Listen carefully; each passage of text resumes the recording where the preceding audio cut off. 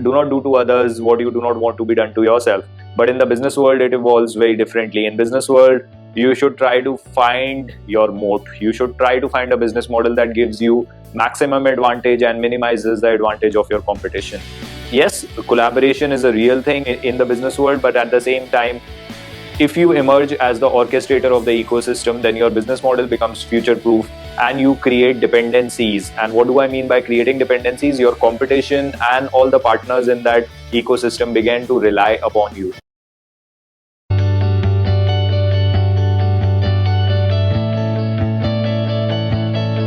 And we go live. A lot of companies want to build e-commerce marketplaces and evolve their digital ecosystems and even build D2C platforms. But they do not understand the process through which this ecosystem evolves. Today I'm going to talk about the evolution of marketplaces business model and how the e-commerce ecosystems evolve. The ecosystems could be B2C or B2B. Technically, there are 5 levels to this evolution that have been seen if we study the best-in-class business models that exist around the world, and we are going to talk briefly about each of these models. Whenever a business tries to digitize its sales channel, one obvious choice available to it is to tie up with the other e-commerce players or the other online channels and sell their product online, while the third-party sellers who offer their platform to the business get commission or cut out of the total sales, and the business actually focuses on the physical channels. But this is an outdated strategy, and businesses that are only relying on their physical channels and outsourcing their online channels to e-commerce players will eventually lose touch with the customers, and as a result, those e-commerce platforms will emerge as the gatekeepers or the ones who control the customer touch points.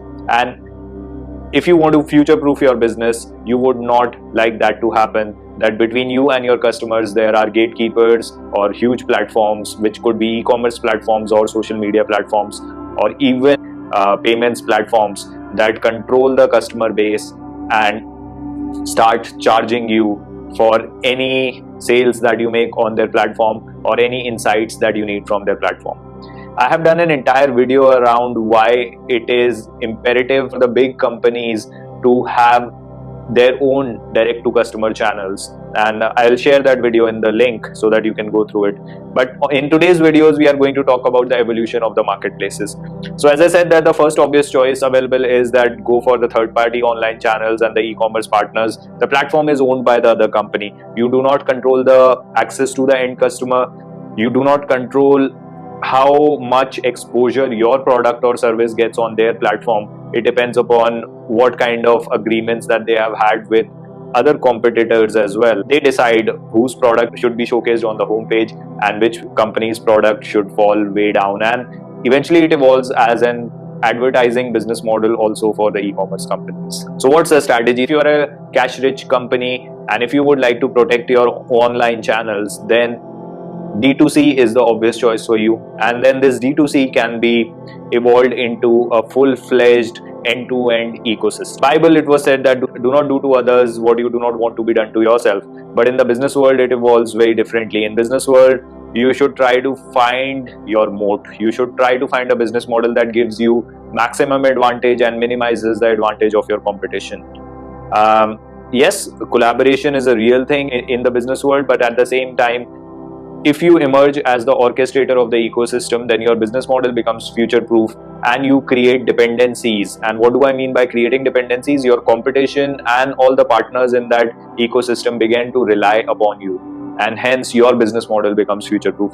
So all successful business models should try to be the industry orchestrator if there is an opportunity available, and at the same time they should try to create certain dependencies so that the customer and the competitor begins to rely on them for the fulfillment of their objectives. So this is the most common way in which most of the offline companies try to go online. They open up their own web store or build their own e-commerce platform. The products and the services that are listed on the platform are usually their own, and they try to digitize these channels. The challenge with this kind of platform is that acquiring the customer or migrating the offline customer to their own online customer channels or migrating the offline customers to the online channel, it becomes a task. And often there is this feeling or fear of cannibalization between the offline channels and the online channels. I would say that cannibalization in the short term might appear real, but in the long run, we are living in a world that is moving towards the hybrid model or the O2O model. The offline and the online experiences or the customer journeys will be so much integrated that it will become very difficult to differentiate between them. For example, if a customer is actually going to the physical store, they would be taking out their phone or the whatever gadget that they are using to check all the details about the product before they actually make the purchase at the store.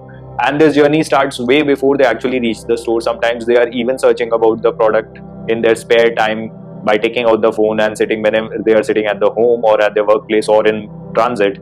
They try to look up about the information. So consumers are always looking for information about the product. So that's why I said the offline and the online channels will be so entangled and integrated that it will be difficult to differentiate between them. And O2O is the future, or hybrid model is the future of all kinds of retail, be it B2C or B2B. The next level of evolution is the closed ecosystem or the limited partners platform.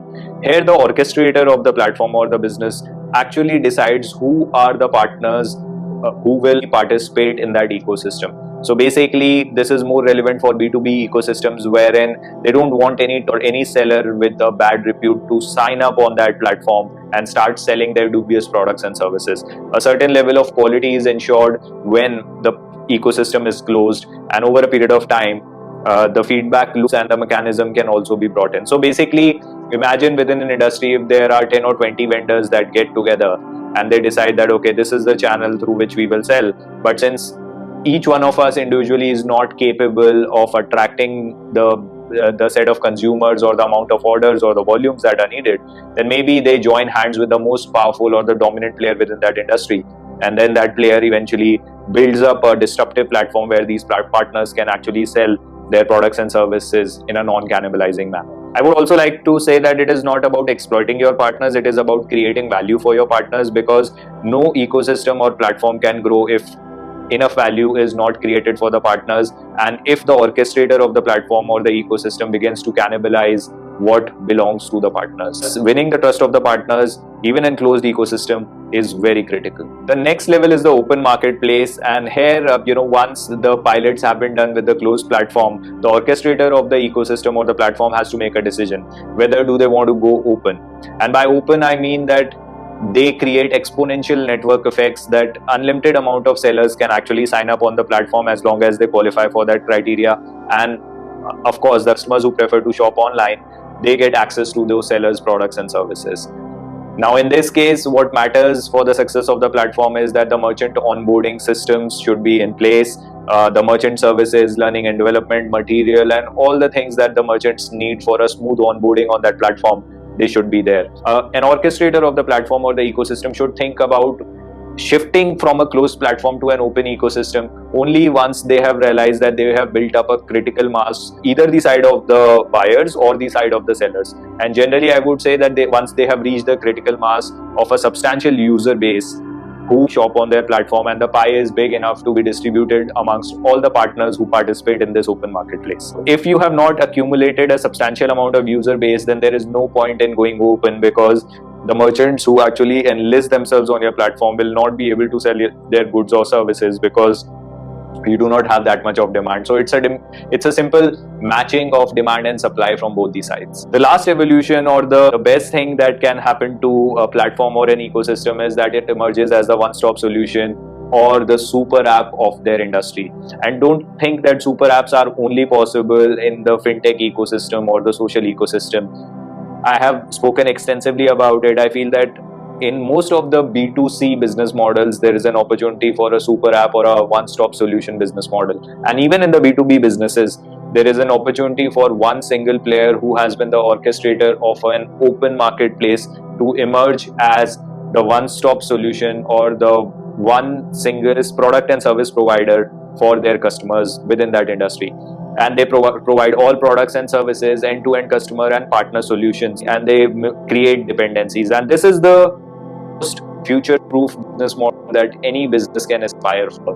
Why? Because there are partners in it, there are customers in it, and by developing one-stop solutions, the business has created certain dependencies, or they have created some loyal set of user base who will always keep coming back to this platform for their future needs. And at the same time, the partners are earning more by participating in that ecosystem or that marketplace, and hence they try to grow with the orchestrator. One thing I would also like to say is that in open marketplaces and in the one-stop solution or the super app models of their industry, data ecosystems begin to emerge. So once there are enough customers, there are enough partners, and there are enough transactions taking place on the platform, then the data begins to emerge and the services can be personalized, customized to the needs of the customers and also the partners, and ancillary services or the value-added services can then be launched.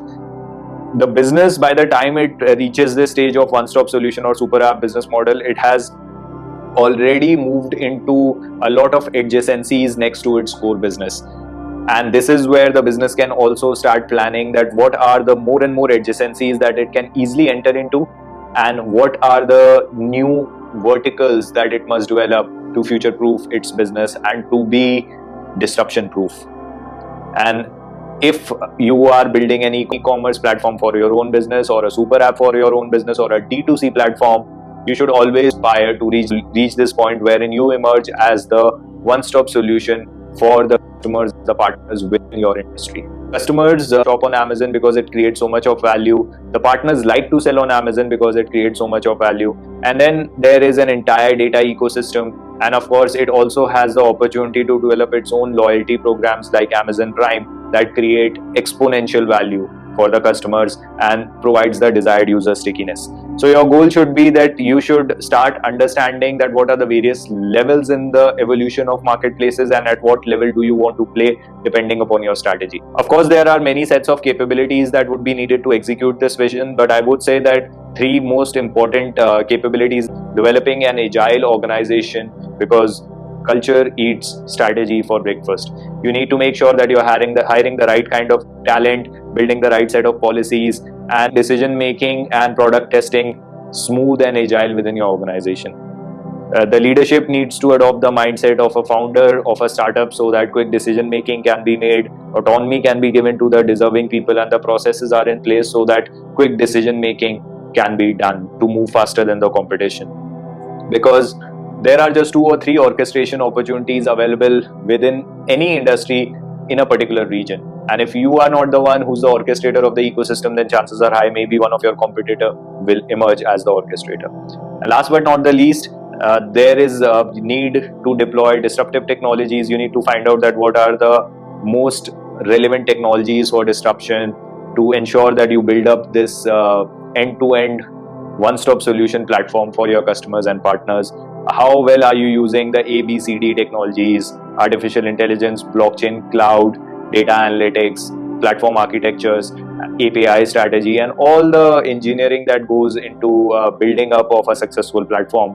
Where are you in your journey, and how are you deploying these technologies? Who are your partners? What kind of R&D are you doing in-house, and what are you outsourcing? All that will determine your success. An ecosystem can be either built, bought, or partnered into, and only after due diligence you can decide whether you need to be the orchestrator of the ecosystem or whether you need to partner in an ecosystem. Orchestrator business models are future-proof, disruption-proof, and they create dependencies for the customers and the partners in the long run, and as a result they stay relevant. Understand on the scale of evolution where you are and where you want to go. That will help you in determining what kind of ecosystem do you want to build. Connect with me on LinkedIn, YouTube, Medium, and Twitter. I like to talk about digital transformation, strategy, fintech ecosystem. In my next video, I will be talking about what businesses have the natural advantage to build up a digital lending business.